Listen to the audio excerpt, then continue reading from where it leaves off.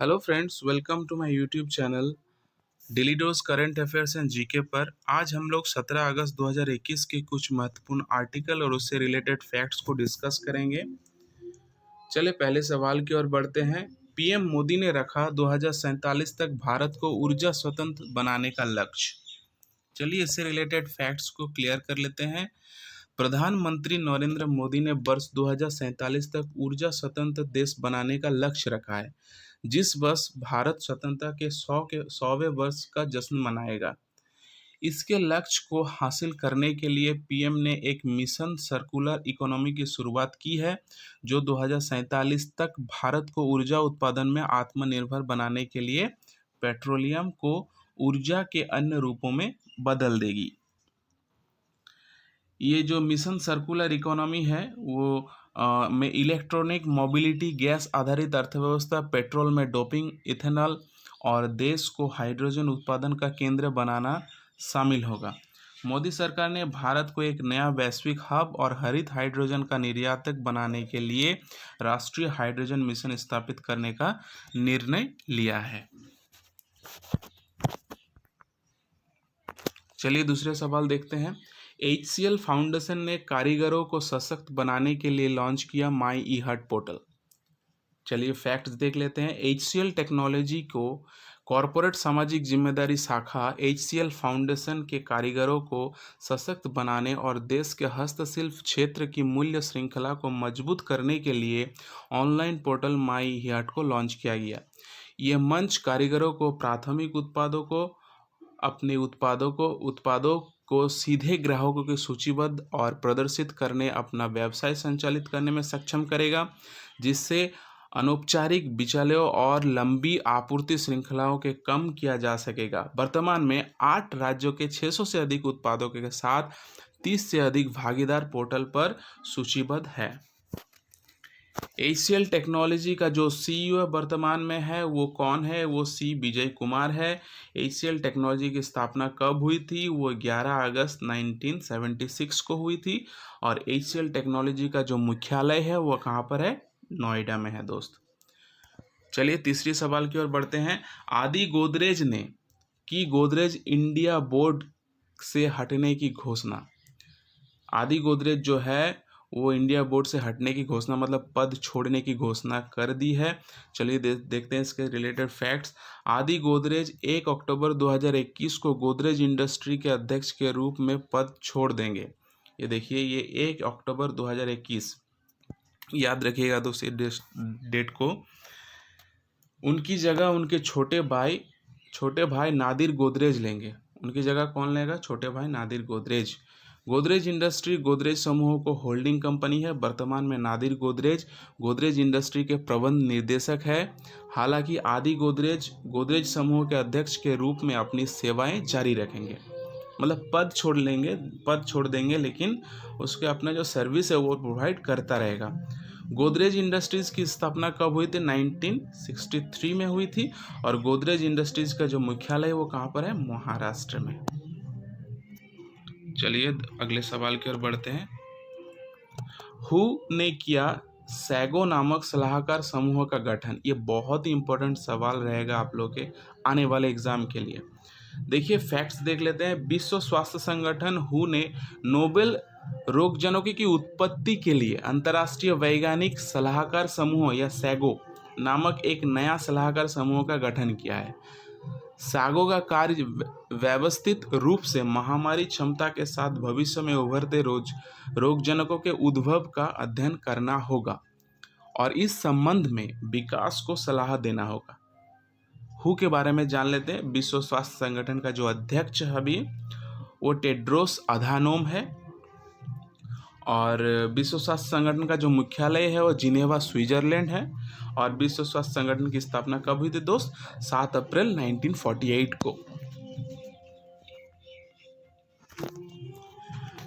चलिए 5वीं सवाल देख लेते हैं। रामसर सूची में शामिल हुए भारत के 4 अन्य स्थल। भारत के और 4 नए स्थल रामसर सूची में शामिल हो गए हैं दोस्त। फैक्ट्स देख लेते हैं। भारत के 4 अन्य आर्द्र भूमि को रामसर साइटों की सूची में जोड़ा गया है। जो इसे अंतर्राष्ट्रीय महत्व के वेटलैंड ऑफ इंटरनेशनल इंपॉर्टेंस का दर्जा दे रहा है। इसके साथ भारत में रामसर साइटों की कुल संख्या 46 तक पहुंच गई है, जिसमें 1,83,322 हेक्टेयर पृष्ठीय क्षेत्रफल शामिल है। रामसर कनेक्शन के तहत साइट को अंतर्राष्ट्रीय महत्व के आर्द्रभूमि के रूप में पहचाना गया है। इसमें से 2 साइट हरियाणा में है, जबकि अन्य 2 गुजरात में है। चलिए देख लेते हैं वो 4 भूमि कहाँ कहाँ पर है। 2 साइट हरियाणा और 2 साइट गुजरात में है। ये स्थान देख लेते हैं। तो ये स्थान है थोल गुजरात और बधावन गुजरात, सुल्तानपुर हरियाणा और विंडावास हरियाणा। ये रामसर कनेक्शन क्या है, इसको जान लेते हैं। वेटलैंड्स पर रामसर कनेक्शन 2 फरवरी 1971 को कैस्पियन सागर के दक्षिण छोर पर ईरानी शहर रामसर में अपनाए गए एक अंतर सरकारी संधि है। ये 1 फरवरी 1982 को भारत के लिए लागू हुआ। वे आर्द्रभूमि जो अंतर्राष्ट्रीय महत्व के हैं रामसर साइटों के रूप में घोषित की जाती है। पिछले साल रामसर ने अंतर्राष्ट्रीय महत्व के साइटों के रूप में भारत के 10 अन्य आर्द्रभूमि स्थलों की घोषणा की थी। चलिए छठे सवाल की ओर बढ़ते हैं। काजीरंगा बना सैटेलाइट फोन वाला भारत का पहला राष्ट्रीय उद्यान। काजीरंगा नेशनल पार्क जो असम में है वो भारत का सैटेलाइट फोन वाला राष्ट्रीय उद्यान बन गया है। असम का Kaziranga national park satellite phone से लैस होने वाला भारत का पहला राष्ट्रीय उद्यान बन गया है। असम के मुख्य सचिव जीसू बरुआ ने 10 satellite phone Kaziranga national park के कर्मियों को सौंप दिए हैं। सैटेलाइट फोन पार्क में अवैध शिकार विरोधी उपायों को बढ़ावा देंगे, जो कि BSNL इन फोनों को सेवा प्रदान करेगा। इसका जो महत्व है वो जान लेते हैं। 430 वर्ग किलोमीटर क्षेत्र में बड़े पैमाने पर फैले और ऊपरी असम के 6 श्रेणियों के विभाजित पार्क में कुछ क्षेत्र में कनेक्टिविटी खराब से लेकर ना के बराबर है। काजीरंगा पार्क के अधिकारियों को दिए गए सैटेलाइट फ़ोन जो मोबाइल टावरों के बजाय सैटेलाइट से सिग्नल देते हैं, अधिकांश दूरस्थ स्थानों में कनेक्टिविटी सुनिश्चित करेंगे। इस कदम को पार्क द्वारा किए गए अवैध शिकार विरोधी उपायों को भी बढ़ावा मिलेगा। अभी जो असम के गवर्नर है वो जगदीश मुखी है। असम के मुख्यमंत्री है हिमंता बिस्वा शर्मा है। असम का राजधानी और दिसपुर है। चलिए 7वें सवाल की ओर बढ़ते हैं। केरल में शुरू हुई भारत की पहली ड्रोन फॉरेंसिक लैब। केरल में पहला ड्रोन फॉरेंसिक लैब शुरू हो गया है और उसका फैक्ट जान लेते हैं। भारत का पहला drone forensic lab and research centre Kerala में स्थापित किया गया है। केरल का जो मुख्यमंत्री है पिनाराई विजयन है ने केरल का राज्य पुलिस साइबरडोम में राज्य पुलिस विभाग की ड्रोन फॉरेंसिक प्रयोगशाला का उद्घाटन किया। साइबरडोम केरल पुलिस विभाग का एक तकनीकी अनुसंधान एवं विकास केंद्र है। केरल का जो मुख्यमंत्री है वो पिनाराई विजयन है और केरल का जो राज्यपाल है वो आरिफ मोहम्मद खान है। चलिए 8वें सवाल की ओर बढ़ते हैं। सामाजिक न्याय मंत्रालय ने लॉन्च किया ई-अध्ययन मंच तापस। सामाजिक न्याय और अधिकारिता मंत्रालय ministry of social justice and empowerment ने सामाजिक रक्षा के क्षेत्र में फिल्माए गए व्याख्यान पाठ्यक्रम और अध्ययन सामग्री प्रदान करने के लिए तापस मतलब प्रशिक्षण उत्पादकता और सेवाओं के लिए प्रशिक्षण training of augmenting productivity and service नामक एक ऑनलाइन पोर्टल लॉन्च किया है। तापस सामाजिक न्याय और अधिकारिता मंत्रालय के राष्ट्रीय सामाजिक रक्षा संस्था national institute of social defence की पहल है। ये कोर्स कोई भी कर सकता है। वर्तमान में तापस का जो तहत में 5 पाठ्यक्रम है वो है ड्रग के दुरुपयोग का रोकथाम, जरा चिकित्सा मतलब बुजुर्गों की देखभाल, मनोभ्रंशा की देखभाल और प्रबंधन, ट्रांसजेंडर मुद्दे और सामाजिक सुरक्षा के मुद्दों पर एक व्यापक पाठ्यक्रम। चलिए 9वें सवाल की ओर बढ़ते हैं। पीएम मोदी ने 14 अगस्त को विभाजन विभीषिका स्मृति दिवस के रूप में घोषित किया है। फैक्ट जान लेते हैं। प्रधानमंत्री नरेंद्र मोदी ने घोषणा की है कि 1947 में देश के विभाजन के दौरान लोगों के संघर्ष और बलिदानों की याद में 14 अगस्त को पैर्टियन हॉरर्स रिमेम्बरेंस डे या विभाजन विभीषिका स्मृति दिवस के रूप में मनाया जाएगा। इस दिन का उद्देश्य हमें भेदभाव, दुश्मनी और दुर्भावना के जहर को खत्म करने के साथ साथ एकता, सामाजिक सद्भाव और मानवीय संवेदनाओं को मजबूत करने के लिए प्रेरित करना है। और आप सभी जानते हैं कि पाकिस्तान 14 अगस्त को अपना स्वतंत्रता दिवस मनाते हैं।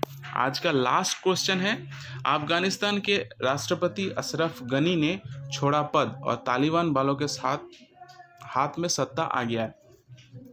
फैक्ट जान लेते हैं।